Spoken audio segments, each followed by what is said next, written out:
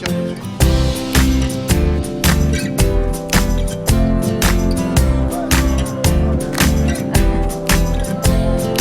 Bonjour, bienvenue en Territoire, l'émission qui vient à votre rencontre. Aujourd'hui, je vous propose de passer la journée au cœur du quartier Figuerolles, rue Pierre Fermaux.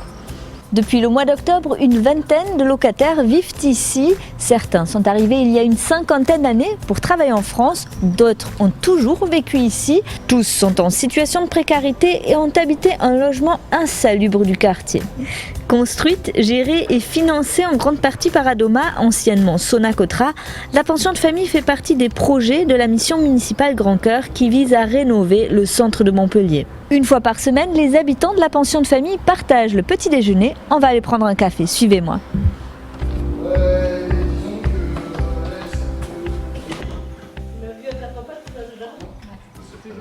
Vous préparez le thé, monsieur Colty? Ouais. Alors comment on fait? Faut chauffer de l'eau. Quand il sera chaude, après, on met du sucre et du thé et de la menthe, tout. Après, on le réchauffe. D'accord. Voilà. Et après, c'est bon. On met beaucoup de sucre? Ça veut dire, combien on est, il faut mettre au moins 10. Beaucoup de sucre, un peu de thé, de la menthe, du jardin. Ce matin, c'est Mohamed qui prépare le thé pour les habitants, les voisins et les responsables de la pension de famille.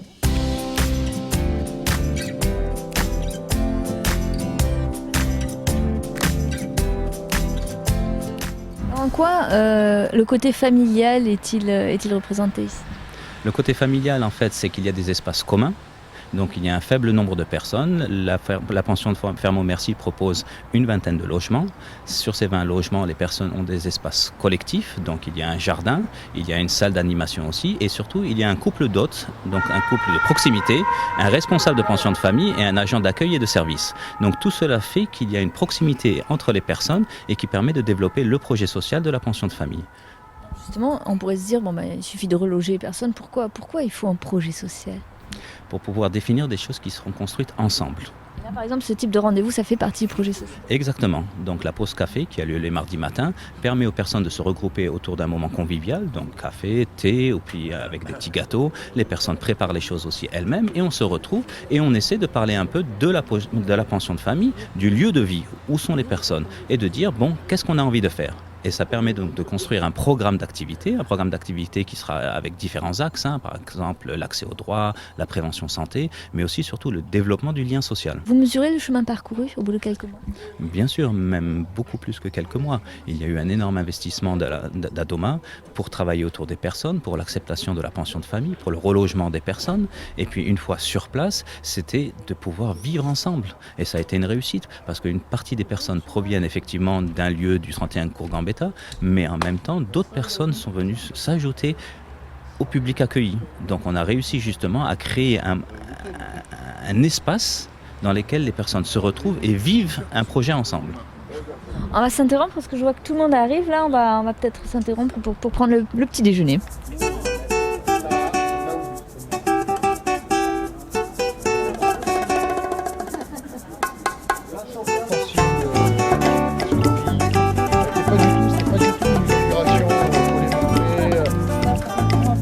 C'est moi qui ai dit au gars du souk, j'ai besoin de zebda, j'ai besoin de khmira, j'ai besoin de melha, j'ai besoin de zid. Le miel. Le miel, comment on dit? L'arsel. L'arsel. Et ce matin, l'un des principaux sujets de conversation était l'événement de la semaine précédente, l'inauguration officielle de la pension, en présence de nombreux élus locaux.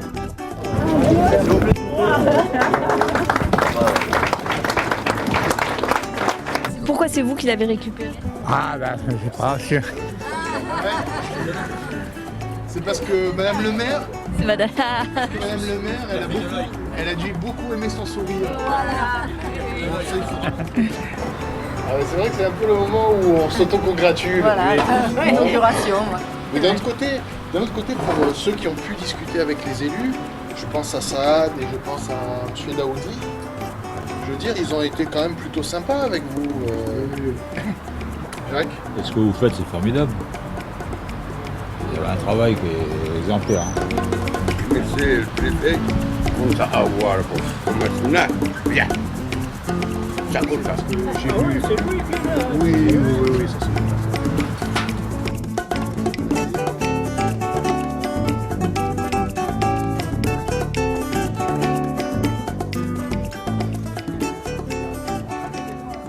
Saad Rabéi est arrivé à Montpellier en 1969 pour travailler.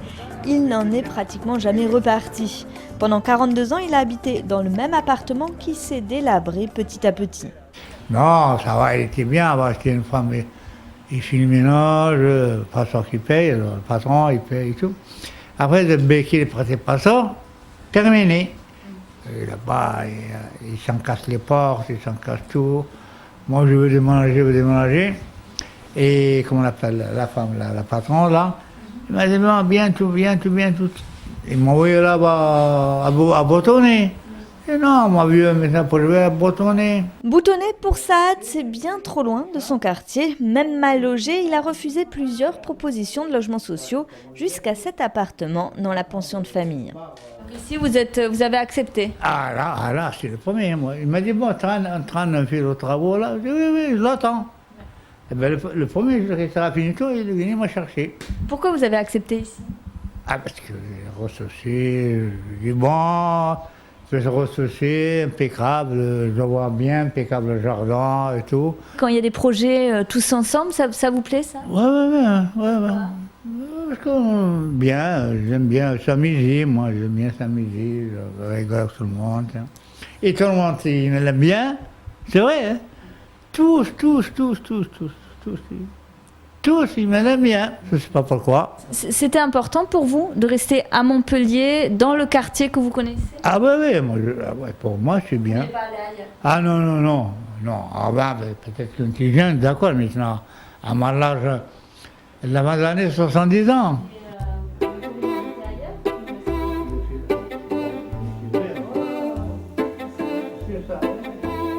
Ne pas quitter leur quartier, leurs amis, leurs habitudes, c'était une des préoccupations principales de beaucoup de pensionnaires avant de venir habiter ici. Une partie vivait dans le même immeuble insalubre au 31 cours Gambetta. Là, c'est chez vous. C'est bien. Avant, vous habitiez où? Au cours Gambetta. Et c'était comment? Il n'était pas bien. Non. Pourquoi? Non, et dans le quartier, il était bien. Mais la maison, c'est le propriétaire qui était la première. Il prend de l'argent et il ne travaille rien. Tahar est algérien, toute sa famille vit encore dans la ville de Tlemcen. Lui les rejoint de temps en temps, même s'il est à la retraite depuis plusieurs années, il a gardé les habitudes des travailleurs migrants.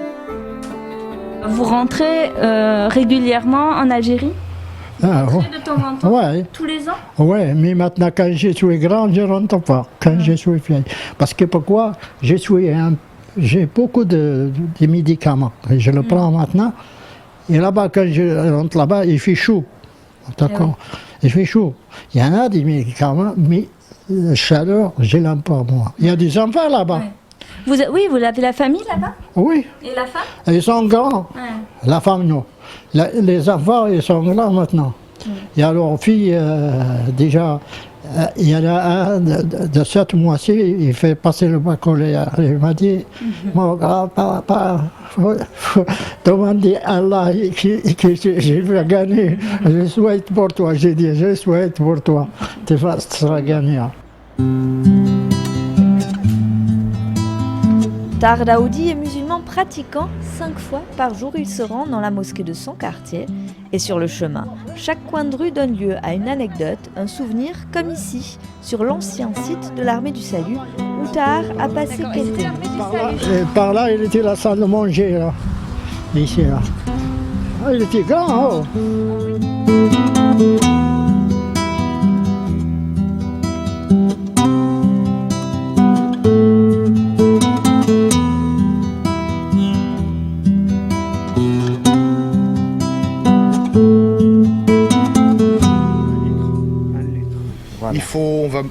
quelques olives, parce qu'ils ont des bonnes olives au marché. Qu'est-ce qu'on peut... Le basilic, on l'a. Les tomates. Des tomates. Midi approche, Maxime, le responsable, voudrait organiser un repas commun pour déguster tous ensemble la première récolte du potager. Et puis voilà. Voilà, ouais, d'accord. Hein? C'est bon. Oh, il est enfin là. Ouais. Et c'est maintenant que vous venez manger les crêpes, c'est ça? Eh ben non. Par contre, on va manger la salade tout à l'heure qu'on a cueillie. On va faire une omelette. Donc si vous voulez manger avec nous, on mange tous ensemble. Allez, dis. Il est timide. Bon, dites à Abdelkader. Alors le collectif ne se décrète pas. Voilà, donc il faut d'abord remporter l'adhésion des personnes. Comment ça se passe? Ici, on met en place, on a un embryon de vie démocratique, on a un conseil de concertation qui a du grain à moudre, qui va monter en puissance petit à petit. Et à ce moment-là, c'est là que le collectif va prendre son sens, c'est quand les gens vont petit à petit devenir force de proposition. On va être en mesure d'en débattre et j'espère qu'à un moment donné, mon rôle sera plus de les accompagner techniquement dans la mise en œuvre de leur projet plutôt que d'être l'animateur. Vous faites plus locomotive pour l'instant.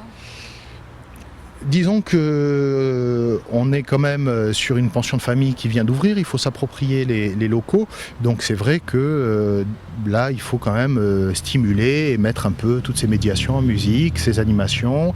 Il est vrai que nous accueillons des personnes qui pour beaucoup ont subi des aléas de la vie, n'ont pas toujours été décisionnaires, ou les choix qui ont été faits ont été des choix un peu par défaut pour subvenir pour certains de nos résidents aux besoins des familles.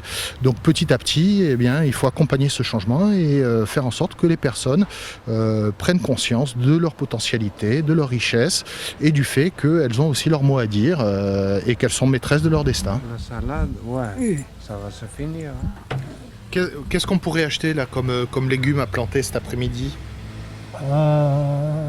On peut planter des concombres peut-être. S'ils ont des concombres au marché à planter. Le concombre, il fait malade les gens.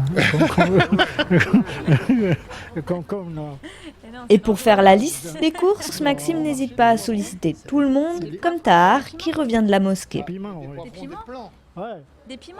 Le piment, oui. Piment doux, on en a, il faut qu'on les repique cet après-midi. On en a plein à repiquer. On va le faire cet après-midi. Là. Acheter des poivres. Nous accueillons des publics qui sont précarisés. Alors précarisés par des accidents de la vie, précarisés par des faibles ressources ou précarisés par la maladie, l'âge, voilà.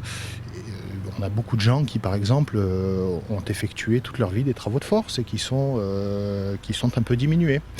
Donc, le but de la pension de famille, c'est d'abord d'être entre soi, de rompre l'isolement. Et ensuite, et ça on le note pour beaucoup de personnes, retrouver un sens à la vie et se dire que la fin de vie ou la maladie, ce n'est pas une fatalité et on peut avoir des moments de plaisir et cultiver le bonheur. Alors, on voit donc des personnes en effet en situation de précarité qui ont vécu, on l'a dit, dans un logement qui était insalubre, dans le quartier. Ce sont quand même toutes des personnes d'un certain âge, pas forcément âgées, mais d'un certain âge. Ce n'est pas une maison de retraite en revanche. Non, ce n'est pas une maison de retraite parce que, je l'ai dit, c'est d'abord du logement social. C'est-à-dire qu'on n'est pas dans un dispositif médico-social ou sanitaire et social. C'est-à-dire qu'on se rapproche quand même plus de la normalité, entre guillemets. Quand je parle de normalité, en fait, il faut entendre le droit commun. Voilà. C'est du droit commun, mais légèrement différencié, avec des propositions et une assistance, un étayage qui passe par le biais de médiation. Alors les médiations, ce sont des actions collectives, mais c'est aussi un accompagnement individuel qui permet de faire l'interface avec des services publics, des travailleurs sociaux, afin que ces personnes soient entendues ou que leurs paroles soient bien relayées de telle manière que leurs droits puissent être ouverts ou qu'ils puissent bénéficier pleinement de leurs droits sociaux, des soins, comme tout un chacun.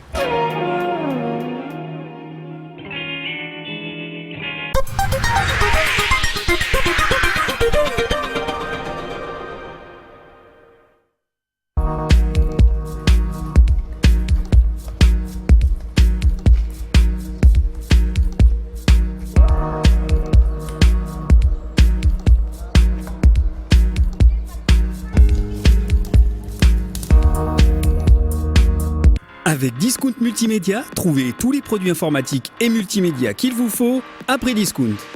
Vente en ligne sur www.discount-multimédia.com et dans notre espace de vente au rond-point du Rio Coulon à Saint-Jean-de-Védas. Magasin ouvert du lundi au vendredi de 9h à 12h et de 14h à 19h. Le pari Opel. Je vous parie 200 € qu'après avoir essayé une Opel, vous l'achèterez. Osez relever le défi dans vos concessions Opel.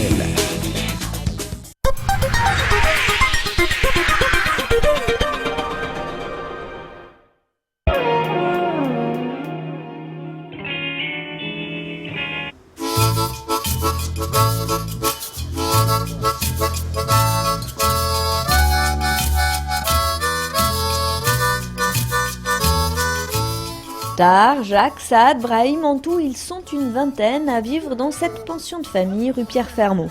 Leur point commun ? Tous sont en situation de grande précarité et ont habité dans un logement insalubre du quartier. Depuis plusieurs mois maintenant, ils ont aménagé ici, dans ces appartements sociaux, tout en conservant leurs habitudes et leurs amis. Allez. Monsieur Roltier, on va au marché pour préparer le repas de midi. Allez, c'est parti. C'est le marché de quoi ? Ouais. Plein cabane. D'accord. Vous avez l'habitude d'y aller à ce marché ? Tout le temps.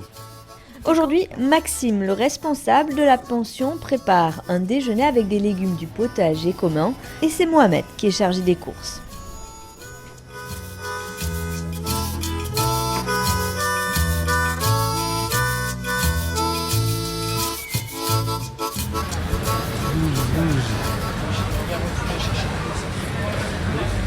Bon, on veut 12. 12 On a les planaires et les classiques. Comme vous... C'est la batterie. Le vagin batterie, celui-là c'est le vagin planaire. Sachant que le prix c'est pas pareil. C'est pas pareil. Le planaire ils sont à 1,56 €. De 92 et ceux-là ils sont à 1,6 €. Bon. Tu nous donnes les autres. 6 Ouais, non, 12. Sachant que c'est une production locale. Bon. Je vais voir. Combien ça fait ? 280. 280. Ouais. Combien ça fait ? 3,30. On est. Merci messieurs, au revoir. Bon, qu'est-ce qu'il faut ? Rachid. Il faut des olives, des tomates. Et même si Mohamed a l'air un peu anxieux face à la responsabilité qui lui a été confiée, il s'acquitte parfaitement de sa tâche.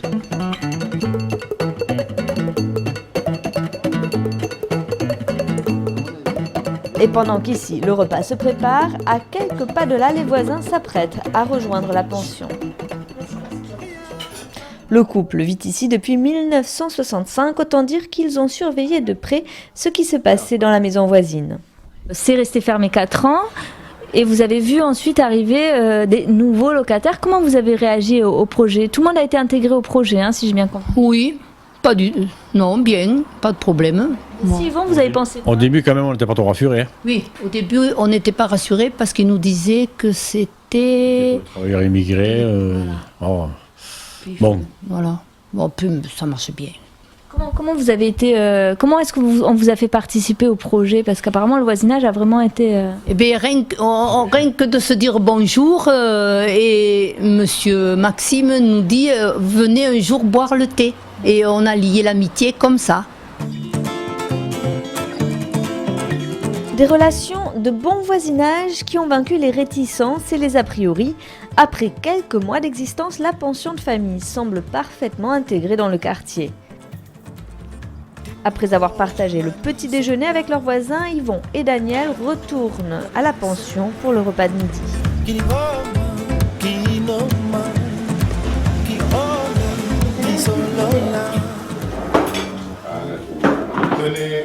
C'est là, il y a moins cuite. Non, il n'y a pas Après, j'ai compris. Tout vient du jardin, sauf les œufs parce qu'on n'a pas encore les poules. Sauf les olives. Qu'est-ce que c'est ? Il y a peut-être des choses qui sont bien Mais il y a peut-être aussi des choses que vous aimeriez qui ne sont pas bien. Oui. Qu'est-ce que c'est qui n'est pas bien? Est-ce qu'il y en a des choses qui ne sont pas bien? Il faut le dire. Oui, parce qu'il y en a qui n'y a pas la femme, il n'y a pas les enfants, c'est pour ça il n'est pas bien. D'accord. Voilà. D'accord. Ça revient. Je comprends. Non. Parmi les pensionnaires, une majorité d'anciens travailleurs migrants, femmes et enfants, sont restés au pays. Eux reviennent toujours à Montpellier.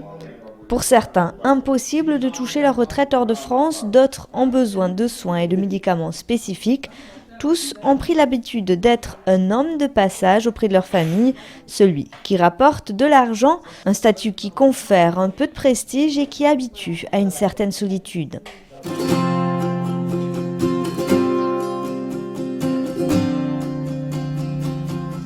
Salah est marocain. Dans le village qu'il a quitté en 1971, il a une femme, 2 fils et une fille qui vient d'avoir un bébé. Il vous manque des fois? Vous y pensez des fois? Ah oui.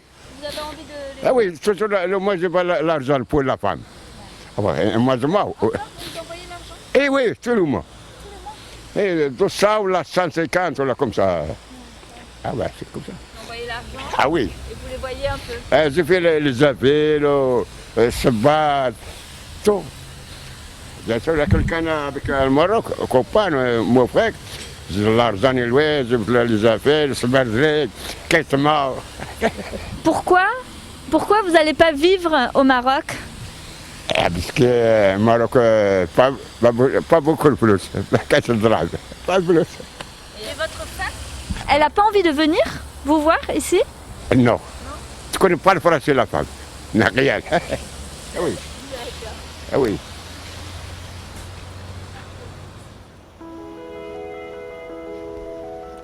Alors Salah passe du temps, beaucoup de temps, dans le jardin. L'après-midi touche à sa fin, il fait encore chaud. Jacques se réfugie dans la salle commune. C'est là qu'il attend la visite de ses enfants. Vous pouvez nous raconter un petit peu comment vous êtes arrivé ici? Dans un premier temps, on est venu à Montpellier, enfin à Juvignac exactement. Et donc, parce que mon fils était sportif de haut niveau en basket. Et donc on l'a accompagné, quoi. Voilà. Donc on a débarqué ici, de la région. Et puis par la suite, bon, je ne sais pas comment vous raconter.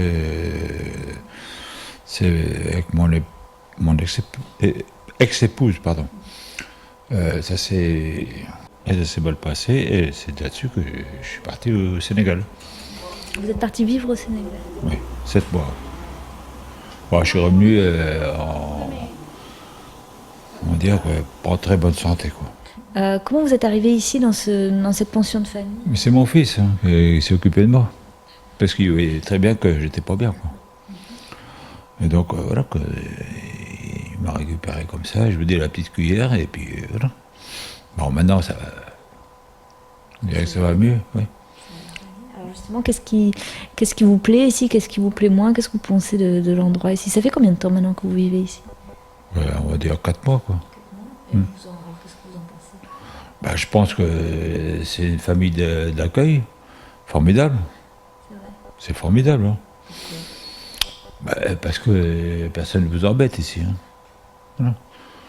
En fait, il était indépendant, tout en vivant en communauté, on va dire. Hein. Voilà. On est indépendant, mais pas isolé. Pas isolé, quoi.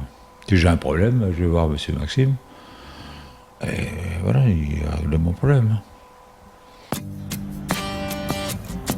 Monsieur Maxime, le responsable de la pension, fait le lien entre tous, locataires, voisins, famille, et il accompagne les habitants dans toutes leurs démarches, de quoi rassurer la fille cadette de Jacques. Franchement, je trouve ça bien parce qu'au moins ils sont suivis ici, ils sont occupés avec le jardin, c'est un endroit agréable quand même, donc franchement je trouve ça super bien. Pour votre papa, c'est l'endroit qu'il fallait? Je pense, ouais. Au moins il est pas seul, il y a Maxime qui s'occupe super bien d'eux, donc c'est un ensemble, quoi. Donc je trouve qu'il est bien ici, ouais. Vous étiez inquiète peut-être à un moment et le fait que... oui, parce qu'il était vers Salneuf, c'était loin de chez moi, pour y aller c'était pas évident, que là j'habite à 5 minutes, je peux lui rendre visite tous les jours, donc c'est bien. Vous êtes attaché à son bien-être quand même. Ah oui, tout à fait. Et là vous trouvez qu'il a changé depuis qu'il est ici? Je le trouve mieux, ouais. Franchement, il reprend goût à la vie et tout. Ils sont pas tout seuls, donc voilà, quoi. Tous les jours, il se passe quelque chose. Donc c'est bien, ouais, c'est intéressant. Vous allez continuer à venir régulièrement? Oui, ouais.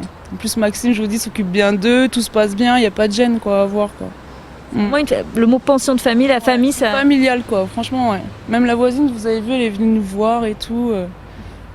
Voilà.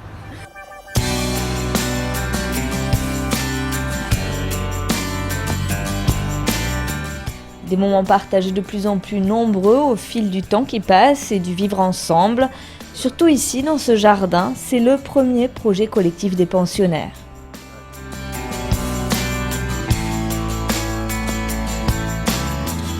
Ce projet de pension de famille a coûté 1,5 million d'euros. Il a été voulu par les collectivités territoriales et géré par Adoma. En France, l'ex-Sonacotra gère 70 000 logements, des foyers de travailleurs, des aires de gens du voyage, des centres d'accueil pour demandeurs d'asile notamment. Et pour la directrice territoriale de l'opérateur national, ce type de pension est une forme de logement social accompagné d'avenir. Et c'est une réponse qui est toujours concertée avec l'ensemble des partenaires du territoire. C'est-à-dire qu'on ne vient pas en apportant une problématique, on vient en apportant une réponse adaptée qui se construit ensemble avec tous les partenaires. Moi, j'affirme aujourd'hui que c'est un dispositif qui est un dispositif d'avenir pour les personnes et en adéquation avec la bonne utilisation des deniers publics. Parce qu'on fait réaliser des économies sur tous les plans. C'est-à-dire ? Des économies par rapport aux hospitalisations, par rapport à des problématiques santé qui sont traitées avec une personne volontaire. Donc elle va retrouver de la dynamique dans sa vie personnelle, elle va retrouver toute sa place et elle va être de moins en moins dépendante de consommer du médical ou tant d'autres choses que je ne vais pas citer parce que chaque personne est un exemple à part entière. Je milite pour qu'on puisse reproduire moult fois ce dispositif parce qu'il est vraiment adapté. Des structures comme ça, jusqu'à 25 places, 25 ou 26, quoi, hein. Je pense que c'est le produit d'avenir sur bien des questions de logement pérenne, puisqu'on parle bien là de logement pérenne.